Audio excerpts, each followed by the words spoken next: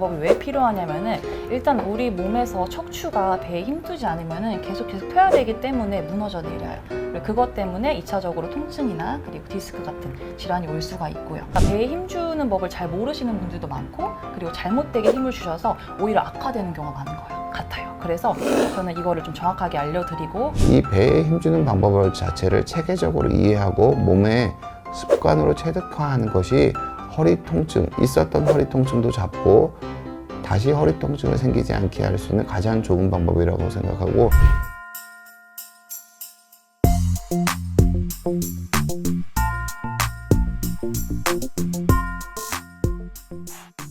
안녕하세요. 비욘드 가족 여러분, 정형외과 전문의 이대영입니다. 오늘은 생활습관 개선책 두 번째 시간으로 배의 힘주기에 대해서 여러분과 토요일날 시간을 갖게 됐습니다. 오늘 제 옆에는 필라테스 선생님 최유리 선생님 나와주셨고요.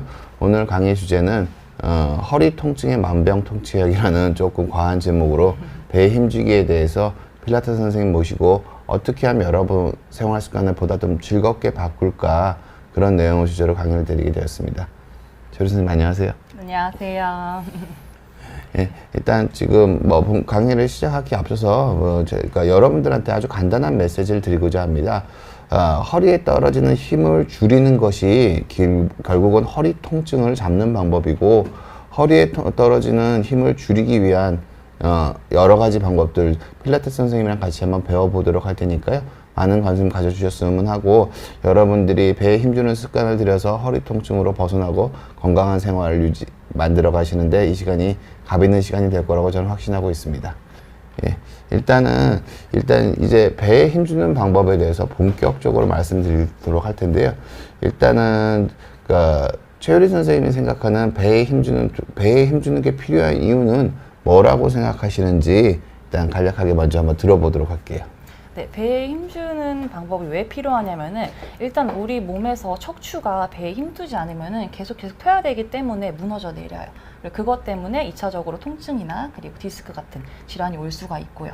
근데 생각보다 배에 힘주는 법을 잘 모르시는 분들도 많고 그리고 잘못되게 힘을 주셔서 오히려 악화되는 경우가 많은 거예요. 같아요. 그래서 저는 이거를 좀 정확하게 알려드리고 그리고 실생활에서 쓸 수 있게끔 알려드리고자 나왔습니다. 네, 저 생각과 너무너무 비슷하시고요. 결국 저희가 지금 배의 힘주기라고 얘기를 하고 있지만, 결국 모든 운동과 모든 활동은 허리에 과도한 힘이 떨어지는 순간이 단 한 번도 없게 하는 것이 결국 허리 통증을 잡는 길이고, 허리 건강한 스포츠 생활, 활동을 영위할 수 있는 길입니다. 고로 배에 언제나 상시적으로 어느 정도 이상 힘이 들어가 있는 상태에서 일상생활을 하는 것 자체가 허리를 보호하는 좋은 습관이고, 스포츠나 모든 체육 활동에서 부상을 입게 하지 않는 방법입니다. 그래서 이 배에 힘주는 방법 자체를 체계적으로 이해하고 몸에 습관으로 체득화하는 것이 허리 통증, 있었던 허리 통증도 잡고 다시 허리 통증을 생기지 않게 할 수 있는 가장 좋은 방법이라고 생각하고, 저는 최유리 선생님 생각에 너무너무 동의하는 바입니다.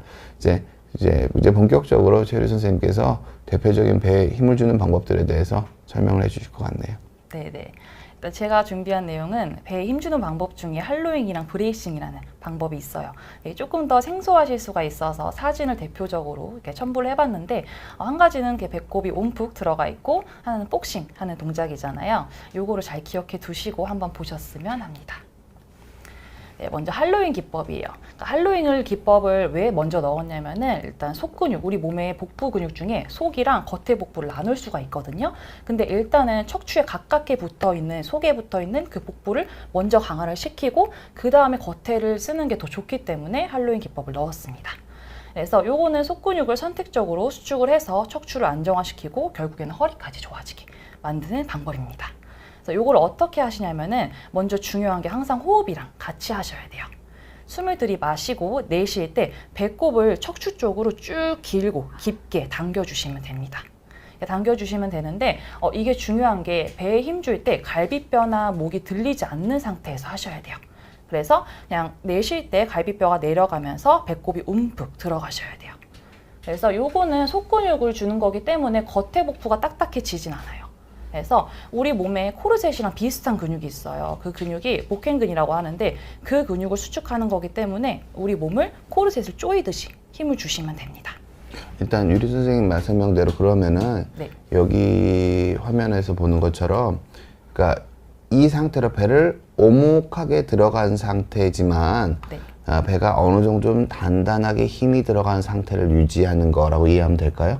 네, 어느 정도 단단하지만 겉에가 이렇게 그러니까 허리를 구부리면서 꾹 힘을 주면 안 되고 그냥 배꼽이 들어가면서 안쪽이 단단해야 돼요. 그러니까 그러니까 배에 있는 근육 중에서 거죽에 있는 것이 아니라 좀 속에 있는 근육에 힘을 주기 위해서는 배가 약간 오목하게 들어가면서 그 속에 힘이 들어가 약간 단단하긴 하지만 네. 그것 때문에 오목하게 만들면서 척추의 밸런스가 깨지지 않게 그렇죠. 척추는 그대로 중립을 유지하면서 네. 배가 오목하게 들어간 상태에서 약간 힘이 들어가게 유지가 되면은 되는 거겠네요. 네, 맞아요. 네.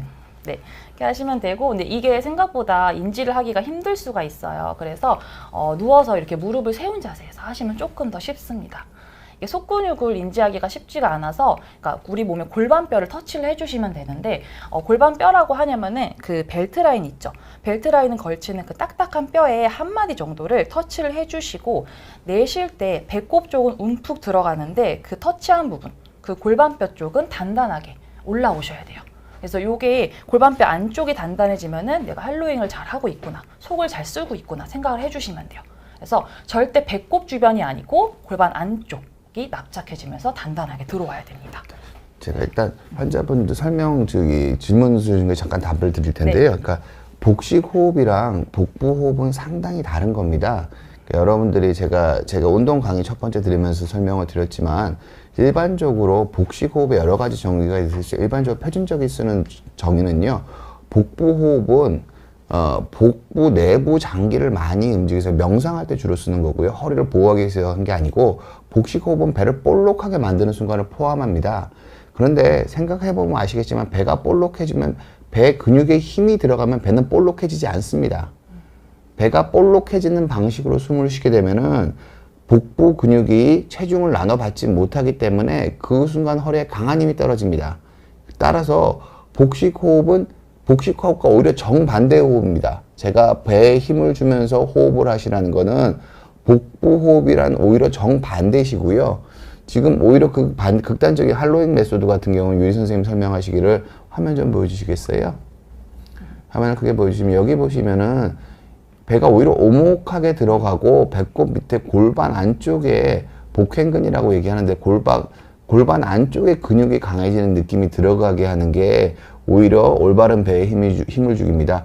따라서 오히려 복식 호흡과 지금 저희가 말씀드리는 호흡법, 배에 힘 주는 방식은 완전히 반대입니다. 이 반대를 실천하시는 게 활동 능력이랑 운동 능력, 허리 통증에 좋은 방법이라는 걸 꼭 말씀드리고 싶습니다. 네, 맞아요. 중요한 거를 말씀드렸네요. 네. 그래서 이게 중요한 게 허리에 과도한 움직임이 없어야 돼요. 그래서 배랑 허리랑 만난다고 생각을 하시고 힘을 주고 코르셋이 조일 때 힘을 주는데 갈비뼈가 들리지 않고 그리고 우리가 건강검진할 때 허리둘레를 재잖아요. 그때 최대한 허리둘레를 얇게 만들라고 생각을 하시고 주면 돼요. 그래서 허리둘레가 얇게 만들려면은 앞뒤로도 얇아져야 되고 양옆으로도 얇아져야 되잖아요. 그렇게 힘을 주시면 됩니다. 그래서 안쪽이 단단한데 앞뒤로 잘록하게 조여주시면은 그게 할로잉이라고 할 수가 있습니다. 네, 한번 해볼게요. 좀 먼저 할로잉 방법부터 말씀드릴게요. 처음에 이건 디스크 환자분들도 누워서 무릎을 세워서 먼저 시키거든요. 아까 배꼽을 오목하게 만들라고 했잖아요. 그래서 숨을 들이마실 때는 그냥 편하게 하시면 돼요. 복부랑 갈비뼈가 편하게 올라오고 보이시나요? 배꼽이 쏙 들어갈 거예요. 이렇게. 근데 보면 허리 움직임이 없어요. 다시 마시고 무어깨 긴장도 없이 배꼽이 움푹 들어가는데 아까 골반뼈 안쪽을 체크하라고 했잖아요. 속근육을. 이 골반뼈, 여기 벨트라인 걸치는 뼈 안쪽에 한 마디 정도 체크를 하시고 배꼽은 움푹 들어가는데 이쪽이 딱딱해지시면 잘하신 거예요. 자, 숨을 들이마시고 이렇게. 그러면 이 부분이 올라옵니다. 이걸 계속 해주시면 돼요. 중요한 게 아까 코르셋을 조인다는 느낌을 계속 하려다 보면은 갈비뼈가 이렇게 들리기 쉽다는 거, 이렇게 하자. 이렇게 해서 움푹 들어가면 절대 안 되는 거고, 흉곽을 살짝 내려서 편하게 내리면서 배꼽이 들어가고 안쪽은 단단하게 배에 힘이 들어와야 됩니다. 유리 선생님, 네. 여기 네. 하실 때 요 안쪽에 공간은 없어지는 게 맞죠? 할로잉은 많이 없어요. 할로잉은 여기 어느 정도 공간이 있는 상태에서 움직이면 없고, 브레이싱은 어느 정도 들어갑니다. 아, 여기를 그럼 할로잉 할 땐 여기를 완전히 붙여주나요? 아니요.